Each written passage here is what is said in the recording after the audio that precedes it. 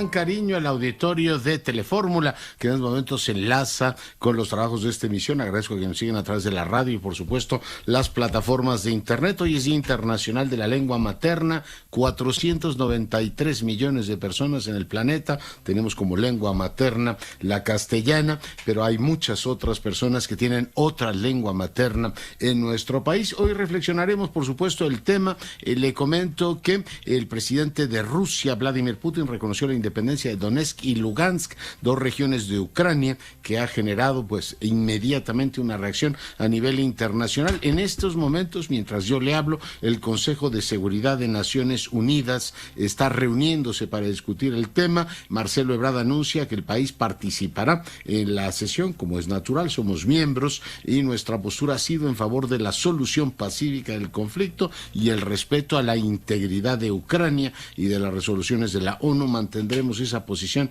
esta noche, adelanta el jefe de la diplomacia mexicana. El alto representante de la UE para Asuntos Exteriores, Josep Borrell, advirtió que se aplicarán sanciones a Rusia. En un instante conversaré con Gauthier Mignot, el embajador de la Unión Europea en México. Le informo que, pues el ministro ruso de Exteriores, Sergei Lavrov, confirmó que él tiene la intención de reunirse el jueves en Ginebra con Antony Blinken. Antony Blinken acaba de subir a su Twitter que dará una respuesta proporcionada a la reacción que ha tenido Rusia ahora, no solo el reconocimiento de estas dos regiones, sino enviar tropas que ellos dicen van en calidad de mantenimiento de la paz. Otros suponen que se trata literalmente de una invasión. El INE llama a Qatar la veda electoral por la revocación del mandato. Hoy el presidente hizo lo contrario en su mañanera.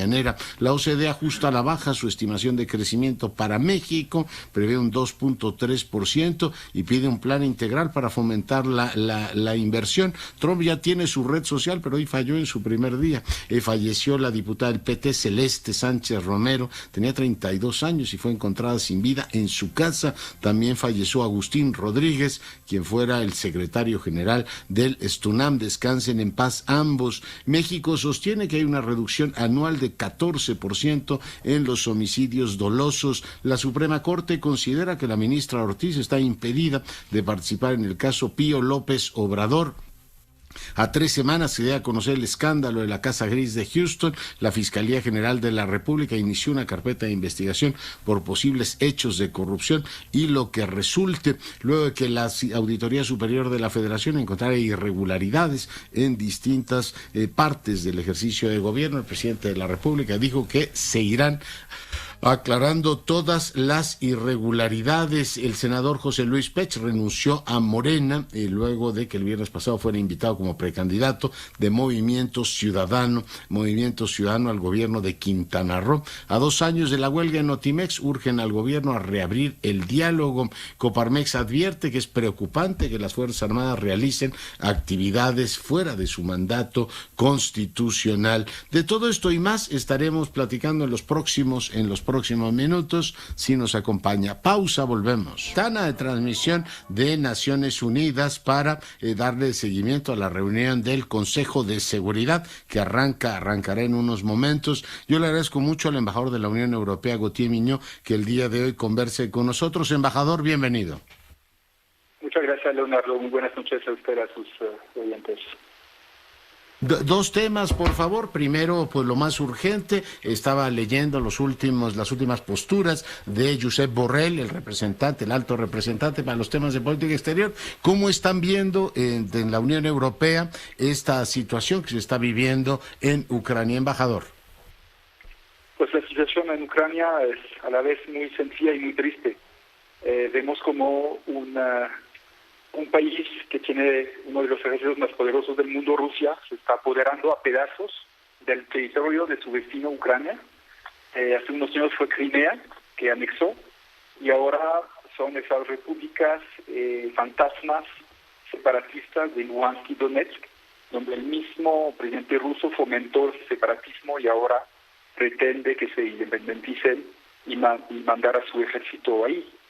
Es una violación flagrante de todos los textos internacionales de derecho internacional, de la Carta de Naciones Unidas, que prohíbe la amenaza de la fuerza y la violación a la integridad territorial de los estados, una violación de los acuerdos que son la base de la arquitectura de seguridad en Europa, una violación de los acuerdos de Minsk que fueron firmados en el 2014 justamente respecto a este conflicto en esas repúblicas separatistas del este de Ucrania y por lo tanto pues solo merece una firme condena, y es lo que expresaron todas las autoridades de la Unión Europea esta noche. Lo que hemos visto en estos últimos días son unas provocaciones que serían grotescas si no fueran trágicas por parte de los separatistas para hacer creer en una agresión ucraniana, y como pues vieron que no funcionó, creo que escogieron otro escenario, pero que es igual de malo que el de la supuesta agresión por parte de Ucrania en esos territorios. Y ahora se envían tropas, dicen que para mantener la paz en esta condición. Así están las cosas. Veo que hay una intensa actividad diplomática. Josep Borrell está hablando ya con la secretaria de Relaciones, la ministra de Relaciones Exteriores de Canadá, y coordinándose todos los aliados. Veremos la respuesta que dan en las próximas horas. Segundo tema que le pongo sobre la mesa, embajador Gautier, hay los próximos días una visita de parlamentarios europeos a México. Así es, y lamentablemente pues llegan en este contexto tan trágico, efectivamente, de un conflicto que está escalando por responsabilidad de Rusia, pues con el impacto que puede tener para todo el planeta, en realidad toda la comunidad internacional, y de ahí la importancia de condenar esa actuación por parte de Rusia, no solo por cuestiones de moral o de derechos, sino también porque si aceptamos que se puedan así violar la integridad territorial de otros países, pues se puede reproducir en otros lados, en otros continentes. Entonces va a ser muy importante que esta noche en el Consejo de Seguridad de Naciones Unidas una abrumadora mayoría de países condenen esa actuación de Rusia y recuerden los principios de derecho internacional a Rusia, que es miembro permanente del Consejo de Seguridad y debería respetarlos aún más. Entonces llegan esos eurodiputados que tienen otra agenda, o tenían otra agenda, efectivamente, una agenda más bilateral de fomentar relaciones económicas y comerciales entre México y la Unión Europea, y bueno, a través en particular del acuerdo modernizado que esperamos firmar en unos meses, y bueno, refrendar ese interés que tenemos de profundizar nuestra relación económica con México. Somos ya el segundo inversionista y el tercer socio comercial, pero el segundo mercado de exportación para productos mexicanos, y queremos confortar esa presencia. Y si los temas económicos y comerciales son importantes, como aliados estratégicos, el diálogo político y este tema que nos ocupa el día de hoy también es central en el diálogo entre Unión Europea y México, imagino, embajador. Claro, sí, es muy importante para nosotros la postura de México. Además, México es miembro del Consejo de Seguridad actualmente y ya se ha pronunciado en reuniones anteriores del Consejo, recordando el apego de México al principio de respeto de la integridad territorial. Como decía Benito Juárez, el respeto al derecho ajeno es la paz. Y creo que tenía toda la razón, y esto que hay que recordar en esta reunión, y ojalá sea hecho de forma muy clara por parte de la Unión Europea. Hay una postura muy unida, muy solidaria con Ucrania, una postura de firmeza, pero también una postura de diplomacia. Hemos desplegado todos los esfuerzos y los seguimos desplegando, en particular el presidente de Francia, Emmanuel Macron, para dar realmente todas sus chances a una solución diplomática, y ojalá esos esfuerzos terminen teniendo éxito para evitar una escalada. Embajador, pues muy agradecido con usted, gracias por la entrevista esta noche. Muchísimas gracias, y bueno, y estaremos obviamente muy pendientes de la visita de nuestros eurodiputados en los próximos días. Gracias a usted por el interés. pendientes de ambos temas. El embajador Gautier Muñoz, el embajador de la Unión Europea en México, hoy platicando con usted. Y bueno, pues es importante ahora mantener todos los canales abiertos. Como le decía, está sesionando el Consejo de Seguridad de Naciones Unidas para llevar este tema. Yo pendiente, pues no solo de las reacciones del gobierno de los Estados Unidos, de la Unión Europea, de los aliados, pendiente también, por ejemplo, de RT. Vale la pena que siga la transmisión rusa. Leo, por ejemplo, tienen un politólogo español que dice que Rusia actuó en legítima defensa, ¿no? Al reconocer la independencia de Donetsk y Lugansk, son, pues, por supuesto, posturas que claramente hay que tomar pues, de quién viene, ¿no? Los gobiernos occidentales, la OTAN, Estados Unidos, Naciones Unidas o Rusia. Cada quien en este caso, bueno, pues está tratando de ganar también la guerra de las narrativas. Yo me enlazo con un experto en este tema, el embajador eminente Rubén Beltrán, que ha sido entre parte de las experiencias diplomáticas que ha tenido nuestro embajador en Moscú. Embajador, bienvenido nuevamente. Buenas gracias, buenas noches. De nada, muchas gracias. Estaba buenas noches. Terminando de escribir precisamente acerca de este tema. Es usted infatigable, lo veo en todo momento haciendo pues aportaciones. Cuéntenos cómo ve el desarrollo de los últimos acontecimientos. Como decía, están en Nueva York en estos momentos, en el foro del Consejo de Seguridad discutiendo el tema. ¿Cómo ve el tablero, embajador? El tablero se nos complicó mucho después de que en la reunión de Múnich, en la reunión de seguridad de Múnich, había sido una sesión prácticamente de amenazas hacia Rusia por parte de Occidente, con la excepción de la posición de China, que fue francamente de un apoyo palmario a la posición de Rusia, tal vez como era de esperarse. Al final llegó la muy grata sorpresa del acuerdo que había logrado el presidente Macron, el presidente de Francia, y que duró la víspera, porque pues ya a este mediodía ya nos enteramos del reconocimiento que hizo el presidente Putin de las repúblicas populares de Donetsk y Lugansk, y la decisión de firmar tratados de amistad y también de enviar tropas a esos territorios para, según el dicho de ellos, para garantizar la paz. Sin duda, un sub y baja, esto se está pareciendo, si lo pudiéramos graficar, parecería más un electrocardiograma que una gráfica de otro tipo, pues sí, se nos complicó mucho el panorama. Pero tal vez para la audiencia habría que recordar algunos puntos. Primero, y no me voy a referir a los puntos que comentaba de nuestro colega de RT, ¿verdad? Sí, pero sí voy a hacer alusión a algunos hechos históricos que es importante considerar. Primero, ya desde la Constitución de Ucrania de 1996 y su reforma de 2004, tanto Donetsk como Lugansk eran consideradas dentro de Ucrania como repúblicas independientes, primer punto.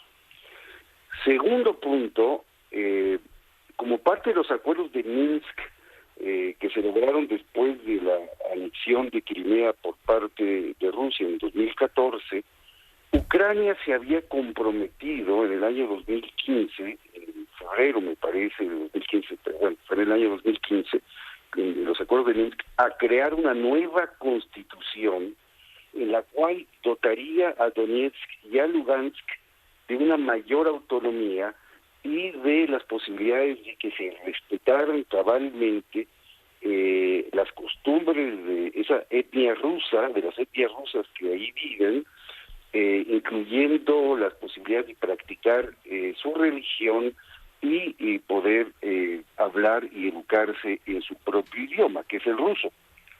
A partir de ello, de esa época, muchos habitantes desde esa época, de 2015, de Donetsk y de Lugansk, adquirieron la plena nacionalidad rusa.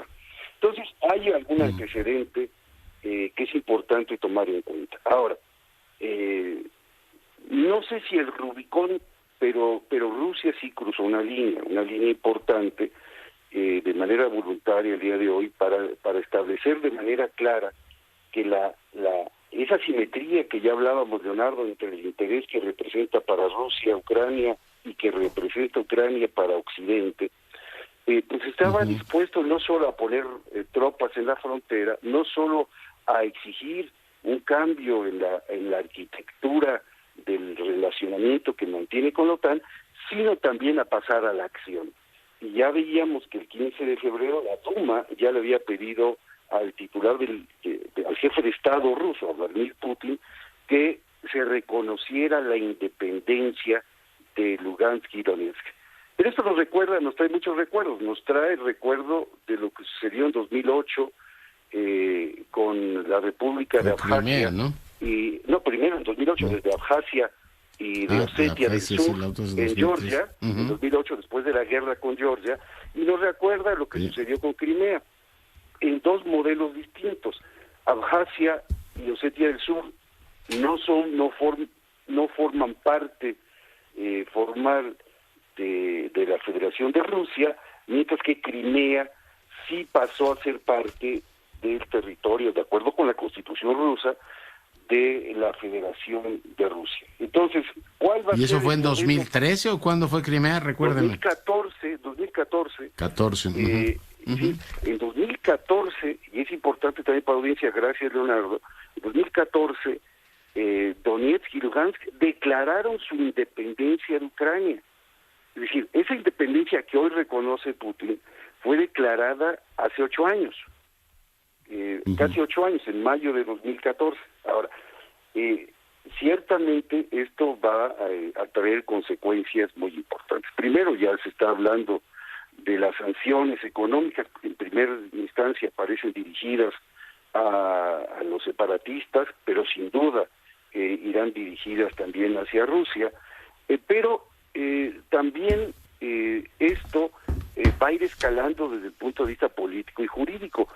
Esto nos trae ya los recuerdos de las discusiones en el Consejo de Seguridad de la Asamblea General de Naciones Unidas de 2014, cuando de manera mayoritaria se condenó en esa época la anexión de Crimea, y seguramente se va a condenar el reconocimiento de la independencia de estas dos repúblicas ucranianas o en territorio ucraniano.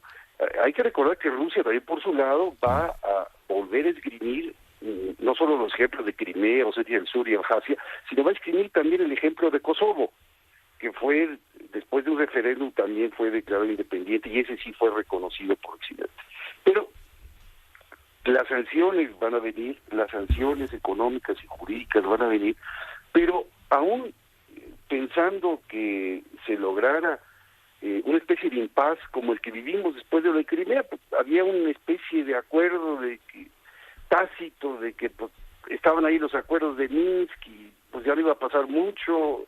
En fin, si hubiera un nuevo impas, lo único que va a suceder, Leonardo, como estamos comentando, es que se va a patear la pelota otra vez, porque de acuerdo con los intereses de Rusia, los de Rusia, no los de los demás, estoy hablando de Rusia, pues se requiere de un nuevo relacionamiento en el ámbito de la OTAN, y esto me parece muy importante. Finalmente, tal vez, Leonardo, a reserva de lo que quisieras preguntar, y no sé si yo pudiera responder, pero tal vez recordar que Rusia no está sola. Es decir, ya vimos en el Consejo en la reunión de seguridad de Múnich la posición china, que fue muy clara de respaldo conforme lo que se había ya establecido en el comunicado sino-ruso del 4 de febrero de este año, donde le da un respaldo a Rusia, diciendo que ambos, China y Rusia, se oponían a la expansión de la OTAN. Ya vimos en 2014 que China le otorgó firmó con Rusia un acuerdo comercial de $25,000 millones que sirvió en mucho a paliar algo del impacto de las sanciones económicas que sufrió Rusia. Debemos de estar pensando que Rusia ya de alguna manera descontó el impacto de esas sanciones, de alguna manera ya tiene alguna medida o contramedida para contrarrestarlas, pero lo que es muy importante es establecer que debemos de pensar que es necesario que las partes se sienten de una vez por todas para arreglar por la vía diplomática, por la vía de negociación, un nuevo relacionamiento, es decir, porque esto es un tema que para Rusia es vital y que Rusia no está dispuesta, primero no se siente la potencia regional con calificativo que les petó Obama hace años, de potencia regional, sino que quiere ser parte de una mesa global y que quiere estar acompañada o acompañando a China, y que en este caso definiendo su zona de influencia. Pues sí, hay que seguir puntualmente esto, ver cómo se va efectivamente o desescalando o escalando el conflicto, si hay más sanciones o si se considera ya un hecho consumado esto de que estas dos repúblicas, igual que ocurrió con Crimea, pasan a formar parte de una nueva realidad, poniendo pues en entredicho la soberanía, la integridad territorial de Ucrania. Embajador, pues muy agradecido con usted. Sigue la sesión del Consejo. En estos momentos habla el embajador francés, ha hecho uso de la palabra ya la embajadora de los Estados Unidos, habló Albania, está en estos momentos hablando Francia, en un momento más hablará el embajador de La Fuente. Le agradezco mucho que haya estado esta noche con nosotros. Siempre a la orden, Leonardo, un abrazo y un saludo respetuoso a toda la audiencia. Privilegio tener al embajador eminente Rubén Beltrán con nosotros y bueno, pendientes estaremos por supuesto del tema. Fíjese que el día de hoy tengo la fortuna de enlazarme con el fiscal de hierro, tal es el título de su libro, Javier Coello Trejo, y lo llamo no por su libro sino por otro tema. Abogado, ¿cómo está? ¿Qué tal, Leonardo? ¿Cómo está? Buenas tardes, buenas noches. Bien, pues preguntarle, hay efectivamente un tema con Roberto Gil, hay una denuncia en contra de Santiago Nieto. ¿Por qué no le cuenta al auditorio de qué se trata? Sí, Leonardo, muchas gracias. El 18 de febrero de este año se presentó una denuncia en contra del señor Santiago Nieto y entre otras personas, derivado a ciertas publicaciones que se venían haciendo en diversos medios de comunicación sobre información sensible y sobre información financiera y contable del señor Roberto Gil Suárez, a donde se publicó diversas cuestiones que, por cierto, fueron denunciadas en su momento ante la Fiscalía General de la República, y esa información es información imprecisa, es información falsa, ya se está acreditando en una carpeta de esa circunstancia, pero sobre todo lo que estamos denunciando es estos delitos contra la privacidad y el debido ejercicio de la función pública, ya que los funcionarios públicos son garantes de la información que estos tienen y no pueden hacer públicas las mismas de los particulares. Eso es lo que se está denunciando. Se acaba de presentar la denuncia y le daremos trámite. ¿Es solo Roberto Gil o hay otra persona que también demanda? No, solamente es el licenciado Roberto Gil Suárez el que está presentando la denuncia. Oiga, ¿y qué alcance tiene esto? ¿Cómo ven efectivamente? ¿Qué escenarios tienen, abogado?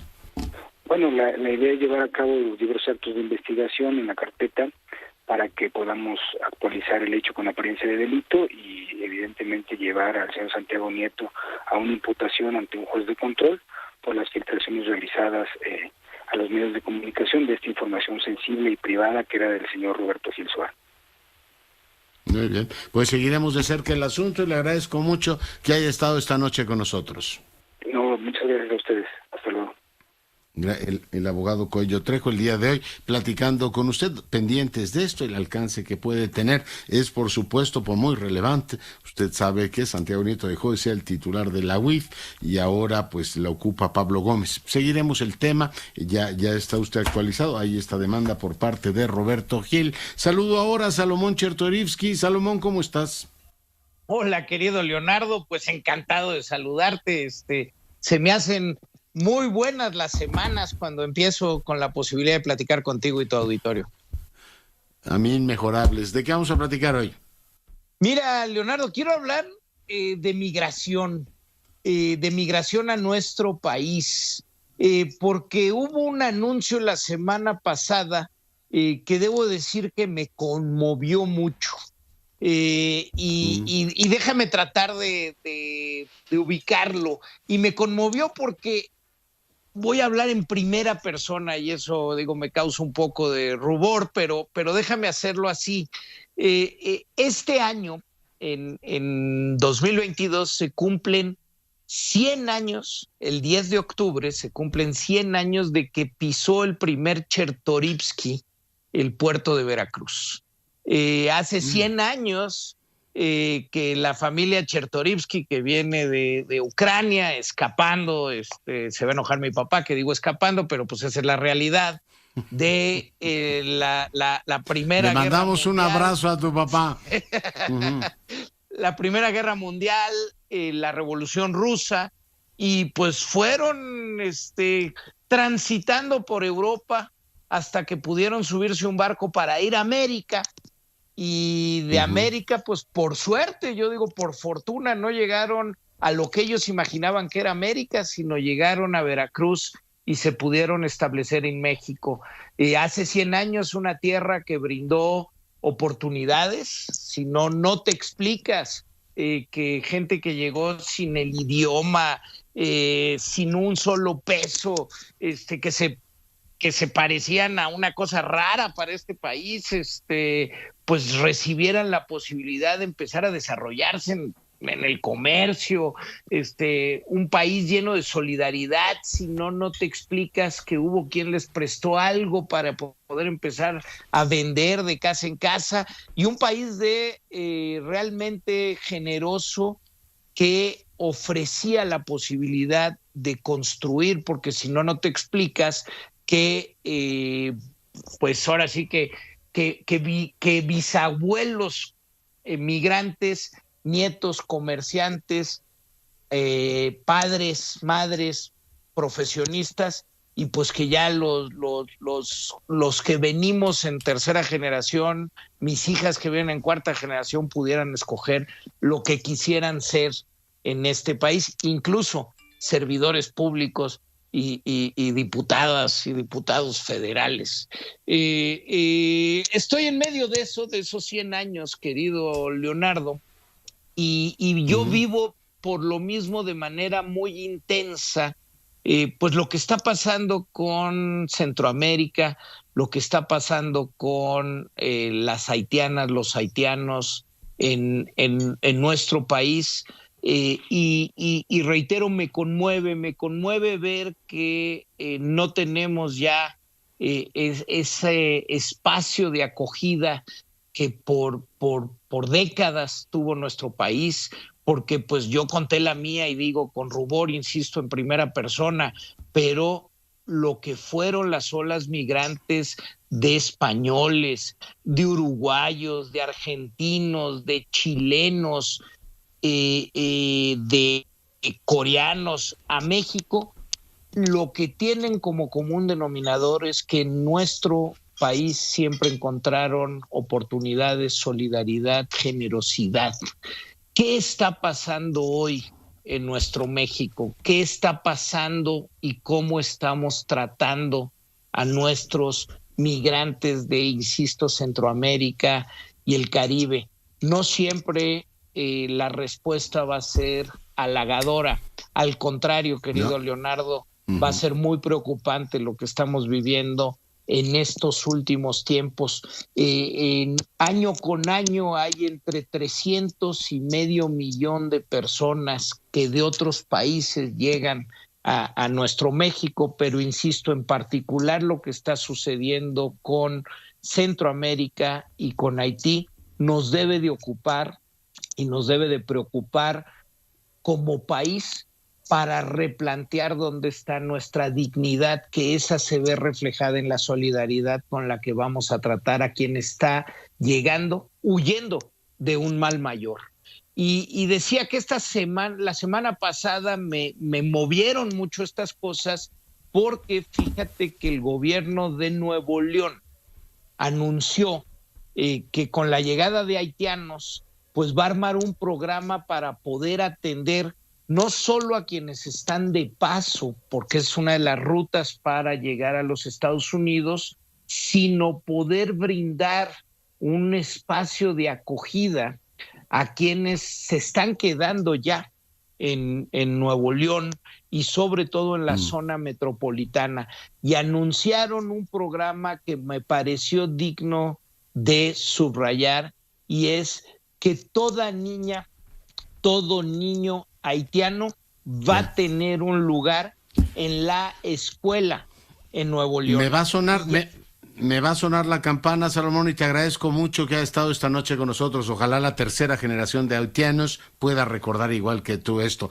Pausa, volvemos. 8 de la noche arrancó la reunión del Consejo de Seguridad de Naciones Unidas para discutir el tema que prevalece en Ucrania después de que el presidente de Rusia decidiera reconocer estas dos regiones de Ucrania como independientes, con lo cual ha vulnerado la integridad territorial de ese país, de Ucrania. Hace un momento platicaba con el embajador de la Unión Europea, hemos platicado también con Julián Ventura, con Rubén Beltrán, para darle a usted los elementos contextuales más importantes. Ha hablado el embajador de los Estados Unidos, ha hablado el representante de Albania, Canadá, Brasil, India. En estos momentos hace uso de la palabra la embajadora inglesa, y en un momento más, en cuanto haga uso de la palabra, el embajador de La Puente. Si estamos todavía en transmisión, nos enlazaremos hasta Nueva York. Voy ahora con Eduardo Borges, el director de Transparencia Mexicana. Doctor, ¿cómo estás?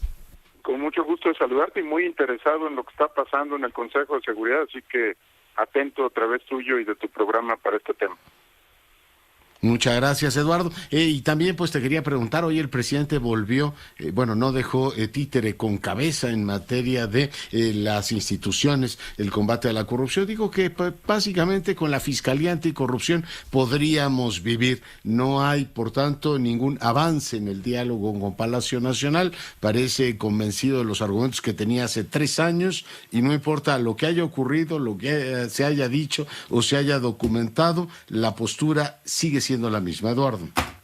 Lo paradójico, Leonardo, es que lo dice el mismo día que una de las instituciones del sistema anticorrupción, la Auditoría Superior de la Federación, pues había entregado un informe, el tercer informe sobre la cuenta pública de 2020, con posibles afectaciones al gasto público por 2.750 millones de pesos, ¿no? Entonces, pues vaya que es necesaria la auditoría, por lo menos, ¿no?, para investigar estos asuntos, para dar fe de lo que está pasando en el manejo del presupuesto público. Y el propio presidente el día de hoy decía que la Secretaría de la Función Pública estaba investigando también el tema de Segalmex, ¿no?, un asunto que fue tocado por la auditoría y que también hay... Sí. ¿Me permites abrir un paréntesis? En estos momentos fija la postura de México la embajadora Alicia Buenrostro. Vamos a escucharla. De monitoreo de la Organización para la Seguridad y Cooperación en Europa. Exhortamos a las partes a poner fin inmediatamente a estas acciones. Queremos recordar que en esta misma sala, hace algunos días, Rusia hizo una declaración contundente en el sentido de que no invadiría Ucrania. Esperamos se mantenga el cabal cumplimiento de la misma. México reitera su compromiso con el respeto a la soberanía, la independencia política y la integridad territorial de Ucrania dentro de sus fronteras internacionalmente reconocidas, de conformidad con la Carta de las Naciones Unidas, el derecho internacional y las resoluciones pertinentes del Consejo de Seguridad y de la Asamblea General de la ONU, en particular las resoluciones 2625 y 3314. Nuevamente reiteramos nuestro llamado a retomar la vía de la distensión, la diplomacia y el diálogo. Muchas gracias. Bueno, pues ahí tiene usted la postura, en este caso presentada por la embajadora Alicia Buenrostro, allá en Naciones Unidas. Ahí está el tema transmitido de manera directa. Eduardo, regreso contigo.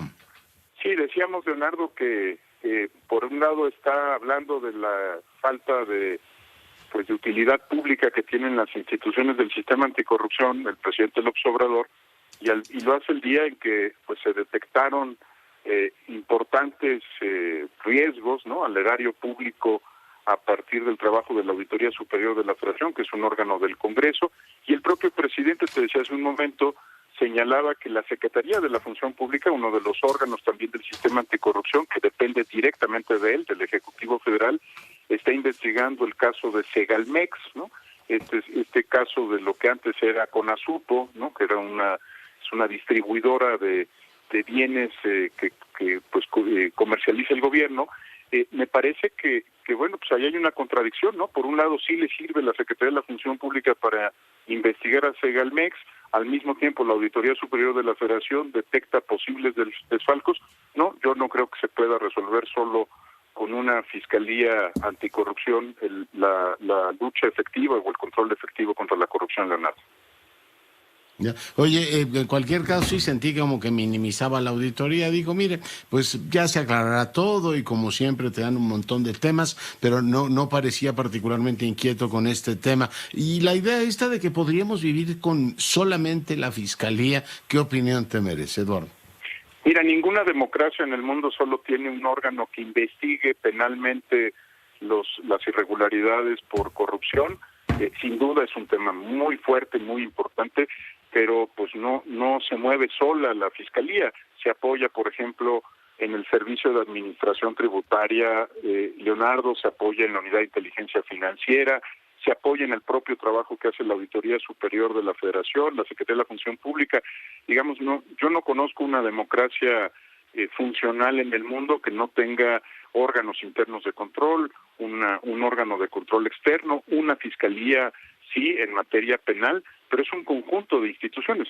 Digamos, también forma parte del sistema anticorrupción el Poder Judicial Federal, y me imagino que no está en la propuesta del Ejecutivo desaparecer, ¿no?, al Poder Judicial Federal. Es decir, así funcionan las democracias, ¿no? Necesitan un conjunto de instituciones que marchen bien para poder dar resultados en un tema tan complejo.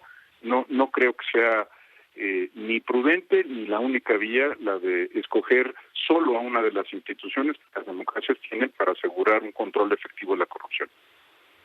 A mí lo que me parece terrible, Eduardo, es que no corren buenos tiempos para discutir estos temas tan relevantes sobre los cuales tú nos has enseñado tanto. No hay esta especie de negación, ¿no? Y el presidente vuelve hoy sobre el tema de que sean sujetos obligados los periodistas, incluso los que viven y trabajan en los Estados Unidos. Hoy cargó sobre Krause y sobre efectivamente Jorge Ramos.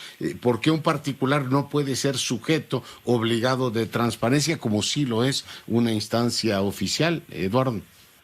Mira, es que también hay pues yo diría, vamos a suponer que hay una confusión, Leonardo, déjame ponerlo así, que sea una confusión. Quien ingresa al servicio público está sujeto a un mayor nivel de exigencia que los ciudadanos, como tú, como yo y cualquiera que nos esté escuchando, que no sea servidor público. Al servicio público se le exige más porque se financia con recursos que son de todos, ¿no? Por eso a los servidores públicos se les pide una declaración patrimonial, una declaración de intereses, se les pide que haga pública su información sobre asuntos que parecerían de la esfera privada. Tú y yo hemos hablado incluso, ¿no?, de por qué es importante cuando se trata de la salud de un jefe de Estado, pues que se haga público su estado de salud. O sea, se invade un poco la esfera de la privacidad, porque se trata de personas no solo que, para usar la expresión presidencial, cobran en el gobierno, sino que además tienen, esta más bien es mi expresión, influencia sobre billones de pesos de gasto público, ¿no? Entonces se les están encomendando concesiones, permisos, regulación en muchos temas.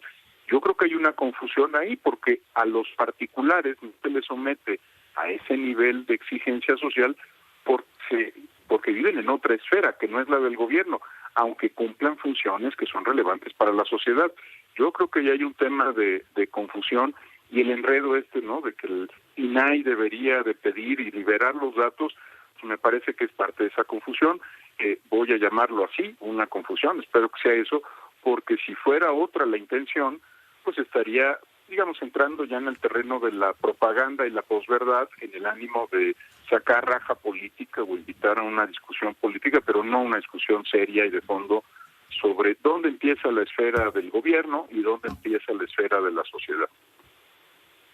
Doctor, pues te agradezco mucho que hayas estado esta noche con nosotros.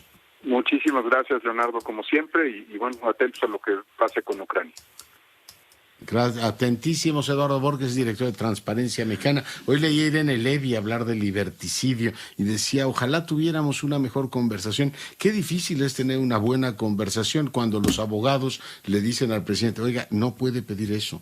Además, dentro de sus funciones no está usted tiene pues mucho poder, pero no puede pretender que es un ciudadano como cualquier otro que de pronto dice, oiga, yo quiero saber en dónde vive Maru Rojas. Van a decir, pues no es asunto que le tenga que informar Maru Rojas eso. Son temas que tienen que ver con las esferas, en este caso de competencias de un ejecutivo que puede hacer lo que como funcionario público, la Constitución le permite.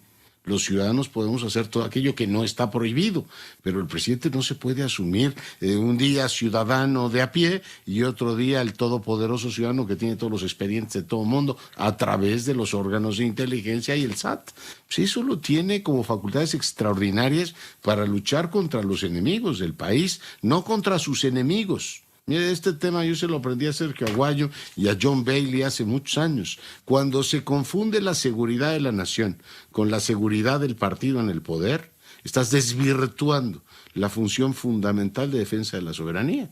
O sea, tú no puedes usar el ejército para decir, fusilen a mis enemigos políticos. No, eso no lo puede hacer. No puedes usar los órganos de inteligencia para perseguir, no deberías, en todo caso, a tus enemigos políticos, ni la función del SAT. No puedes. ¿Por qué? Pues lo tienes prohibido. Tu deber es defender a tu país, no en primera instancia a tu familia y, por supuesto, tu interés particular como gobierno. Son dos cosas diferentes, la seguridad del gobierno y la seguridad de la nación. Ojo con ese tema y ojalá lo distingan bien. Irene, la idea del liberticidio empieza cuando hay un gobierno que no quiere discutir los temas en los términos que se deben discutir, incluida la libertad de los ciudadanos, por mal que le caigan, ¿eh? Y aquí estamos hablando de la publicación de reportajes, no es que hayan mancillado algo terrible, no, ejercieron su libertad de expresión y por tal motivo están siendo efectivamente atacados. Maru Rojas, adelante.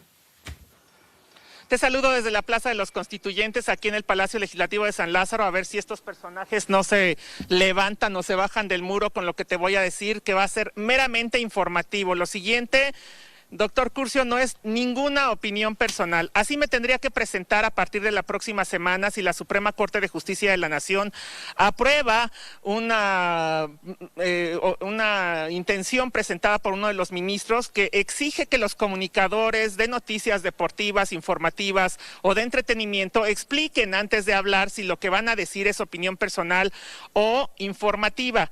2, que también cada programa tenga un defensor de audiencias designado por el Estado. 3, que los códigos de ética de cada medio de comunicación privado sean avalados por el gobierno federal. Y si alguno de estos 3 se viola, las sanciones pueden ir hasta la pérdida de la concesión, la suspensión de transmisiones y también sanciones económicas a la empresa y al reportero o comunicador que lo esté cometiendo. Así es como hoy el presidente de la Cámara de la Industria de la Radio y la Televisión hizo este llamado y explicó que es el precisamente ministro Juan Luis González Alcántara Carranca quien presentó esta iniciativa. Haya presentado un proyecto que dice defiende a las audiencias cuando en realidad pretende negarles el derecho a estar debidamente informadas y pretende censura oficial sobre toda la radio y la televisión mexicana. Hay que señalar que el ministro ha ventilado que trabajó para el régimen de López Portillo en la dirección de RTC y en la Productora Nacional de Radio y Televisión. Su función en aquella época era censurar a los medios. A esa época, a 45 años atrás, queremos regresar. El presidente de la CID agradeció el apoyo manifiesto que ya organismos internacionales preocupados están viendo en México esta censura y se han manifestado a favor de apoyar a la CIR, la Asociación Latinoamericana de Radiodifusión, la Comisión Interamericana de Derechos Humanos, la Sociedad Interamericana de Prensa. Por ello el llamado se extendió a otros actores involucrados. También un llamado al Congreso para que no dejen que le invadan sus facultades legislativas y al Ejecutivo para que amplíe las libertades y no las acote. Y finalmente, un llamado a la gente para que defienda la libertad de expresión y la democracia del país, que se han construido con muchos sacrificios a lo largo de más de 50 años en este país. Muy bien. No queremos regresar a los tiempos. Muy bien, Maru, pues ahí están las posturas. Te agradezco muchísimo el reporte, cuídate mucho. Buenas noches. Cuídate mucho. Quiero decirle que en este caso la parte de los medios públicos no acompaña esta postura de la CIRT. Y bueno, pues le comento que el vocero de Baker Hughes dijo que no encontraron ningún conflicto de interés ni nada irregular. Bueno, ellos se auditaron a ellos mismos. Dio efectivamente una conferencia de prensa. Hace un momento mis compañeros le informaban en el espacio de Azucena Uresti en directo lo que estaba diciendo efectivamente Keith Schilling, que fue líder de ventas en Estados Unidos y luego en Canadá. Dijo que no tuvo ningún contacto con Pemex. Ellos se efectivamente excluyen o en este caso se limpian de toda culpa o de todo señalamiento. Bueno, pues es parte de lo que se ha dado a conocer el día de hoy. Yo le doy la más cordial bienvenida a la doctora Rebeca Barriga Villanueva. Ella es profesora e investigadora del Centro de Estudios Lingüísticos y Literarios del Colegio de México. Hoy que es Día de la Lengua Materna. Doctora, bienvenida. Muchas gracias, buenas noches. Oiga, decía hace un momento que es importante recordar que pues 400 y pico de millones hablamos la lengua española o es nuestra lengua materna, pero hay muchos otros compatriotas que tienen lenguas maternas que deben ser igualmente cuidadas y preservadas, doctora. Así es, este es un día muy peculiar, un día emblemático de estos que surgen de pronto en la agenda, el Día Mundial del Árbol, de la Naturaleza. Hoy es el de las lenguas, de la lengua materna, que me parece importantísimo en todo el ámbito educativo y en el ámbito de la identidad personal y social. Entonces, es un día muy interesante que se celebra desde 1999 por una iniciativa de la UNESCO.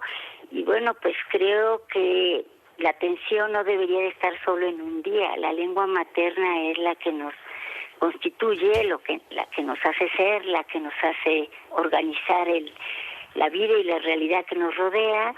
Y desafortunadamente estas lenguas maternas, algunas de ellas han estado marginadas, minorizadas, no han tenido la oportunidad de desarrollarse como algunas otras que han sido... Y otras en peligro de extinción, doctora. Exacto, las lenguas mexicanas, entre ellas, que son las que nos convocan a nosotros como mexicanos, pues desafortunadamente han seguido una larga tradición histórica, cultural, educativa, pues desafortunadamente muy lamentable, muy frágil, muy y que se han ido perdiendo. Y hay muchas de ellas que están en peligro de extinción, pero en ese sentido me gustaría hacer mención a un sociolingüista francés que dice que no a la muerte de las lenguas, que mientras las lenguas se hablen y se usen, no morirán, no tienen el mismo destino que el hombre, que tiene una finitud, nace, crece, se reproduce y muere. Las lenguas están vivas mientras se hablen, se usen y tengan. Y este es un gran problema, digamos, está en el foco de los problemas educativos de México, puesto que las políticas lingüísticas no han sido lo suficientemente fuertes y consistentes a lo largo del tiempo. Desafortunadamente... Doctora, me da muchísima pena, pero me va a sonar la campana. ¿Me acepta que le invite mañana y podamos continuar con esta conversación? Con muchísimo gusto. Usted nada más me dice cuándo. Es usted muy amable, pero es que entre Ucrania y todo esto nos ha comido el tiempo. Muy agradecido, doctora, la esperamos mañana. Gracias, con esto nos vamos.